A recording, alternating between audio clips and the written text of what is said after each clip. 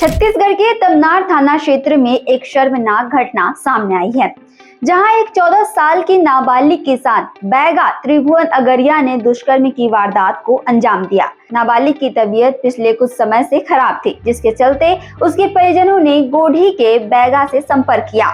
बैगा ने पूजा पाठ की बात कहकर रविवार शाम 7 बजे नाबालिग के घर पहुंचा।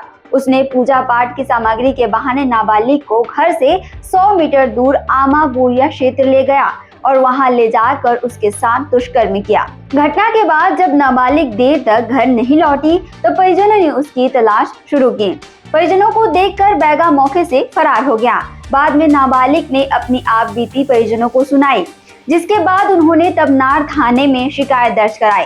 थाना प्रभारी ने तुरंत कार्रवाई करते हुए आरोपी को गिरफ्तार कर लिया। यह घटना समाज के लिए एक गंभीर चेतावनी है। अंधविश्वास और झाड़ फूक के नाम पर होने वाले अपराधों से सावधान रहने की जरूरत है। माता पिता को चाहिए कि बच्चों को अकेले ऐसे लोगों के साथ न भेजे और किसी भी संदिग्ध गतिविधि पर तुरंत पुलिस को सूचना दे। जागरूक बने रहे और अपने बच्चों की सुरक्षा सुनिश्चित करें ताकि ऐसी घटना फिर दोबारा न हो पाए। छत्तीसगढ़ से जुड़े और अपडेट्स के लिए आप देखते रहें वयम छत्तीसगढ़।